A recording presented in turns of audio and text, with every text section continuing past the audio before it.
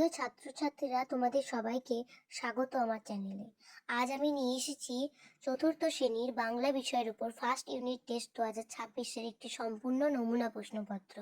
এই পরীক্ষার পূর্ণমান আছে 20 নম্বরে এবং সময় থাকবে 1 ঘন্টা।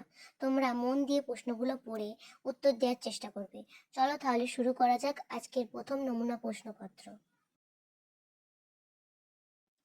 একের দাগের সঠিক উত্তরটি নিচে দাগ দাও। প্রত্যেকটা প্রশ্নের মান হাফ করে। দেখো 5টি প্রশ্ন আছে, হাফ করে 2 নাম্বার। কয়েক দাগের প্রশ্নটা দেখো, তোমাকে দেখছি এবার সোনার, তামার, লোহার, টিনের বালা গড়িয়ে দিতে হবে। কিসের বালা গড়িয়ে দিতে হবে? উত্তরটা হবে লোহার বালা গড়িয়ে দিতে হবে।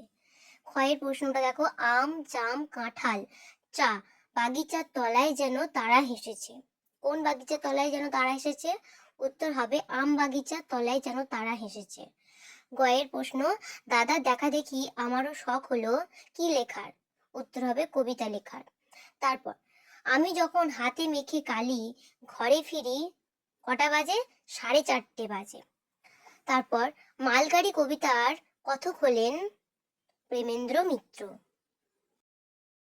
তারপরে দেখে নাও 2 দাগের নিচের প্রশ্নগুলি উত্তর দাও। প্রত্যেকটি প্রশ্নের মান 1 নাম্বার করে। 1 × 6 6 নাম্বারের প্রশ্ন। প্রথম প্রশ্ন, তত্ত্বযান শব্দটির অর্থ কি? তত্ত্বযান শব্দটির অর্থ হলো ছোট খুকু। কবিতায় কে মিছিমিছি গিন্নি সেজেছিল? কবিতায় নুরু গিন্নি সেজেছিল মিছিমিছি। 2 দাগের প্রশ্ন, লুসাই পাহাড়ের বনে কতক্ষণ অবধি সূর্য দেখা যায় না? বেলা 9টা-10টার আগে আর সূর্য দেখা যায় না। ঘয়ের ছেলেবেলার দিনগুলি গল্পে লেখিকা ও তার সঙ্গীরা কোথা থেকে গঙ্গা মাটি জোগাড় করেছিল?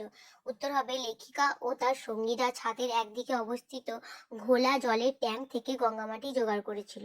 তারপরে প্রশ্ন, মালগাড়ির চলাকে কবিতায় কার সঙ্গে তুলনা করা হয়েছে?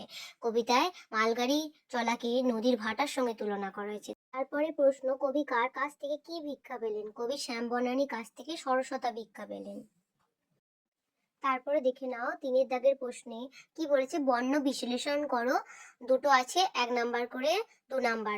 ভয়ানক, ভ যুক্ত অ যুক্ত অন্তস্থ যুক্ত আ যুক্ত দন্তন্য যুক্ত অ যুক্ত ক যুক্ত অ। তারপরে দেখে নাও মোমবাতি, ম যুক্ত ও যুক্ত ম যুক্ত অ যুক্ত ব যুক্ত আ যুক্ত ত যুক্ত হর্ষই। তারপরে দেখে নাও বিপরীত শব্দগুলো লেখো। আরম্ভ হবে শেষ, লম্বা বেটে, অস্ত উদয়, সহজ কঠিন। তারপরে দেখে নাও 5 নাম্বারের দাগে দুটো আছে ব্যাকরণ থেকে, 2 × 2 4। দেখো বাংলা স্বরবর্ণ কটি ও কি কি? দেখে নাও উত্তরটা। বাংলা স্বরবর্ণ মোট 11টি। এগুলি হলো অ, আ, হর্ষই দীর্ঘই, হর্ষ দীর্ঘ, রি, এ, ওই, ও, ও। তারপরে প্রশ্ন, মাতৃভাষা কাকে বলে? আমাদের মাতৃভাষা কি? উত্তরটা দেখে নাও। শিশু জন্মের পর মায়ের মুখ থেকে বা নিজ পরিবারে ও পরিবেশে বড় হয়ে ওঠার সময় প্রথম যে ভাষা শেখে এবং যে ভাষায় মনের ভাব সহজে প্রকাশ করে তাকে মাতৃভাষা বলে। আর আমাদের মাতৃভাষা হলো বাংলা। এ পর্যন্ত যদি ভিডিওটা তোমাদের ভালো লেগে থাকে তাহলে একটা লাইক করে দিও। আর এখনো যারা চ্যানেলটিকে সাবস্ক্রাইব করোনি তারা এখনই সাবস্ক্রাইব করে নাও। দেখো তারপরে যে কোনো একটি বিষয় অনুচ্ছেদ লেখো।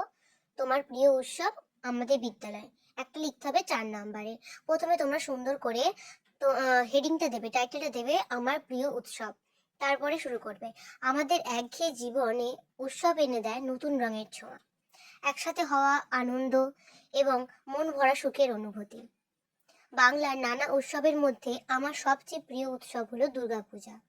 শরৎকালে এই উৎসব পালিত হয় এবং এটি বাঙালিদের সর্বশ্রেষ্ঠ উৎসব হিসেবে পরিচিত।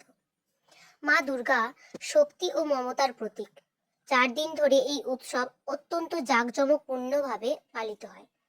চারিদিকে আলো, সাজসজ্জা আর আনন্দের পরিবেশ তৈরি হয়। এই সময় আমরা নতুন জামা কাপড় পরি, পরিবার ও বন্ধুদের সাথে প্যান্ডেলে প্যান্ডেলে ঘুরি এবং সুন্দর প্রতিমা দেখি।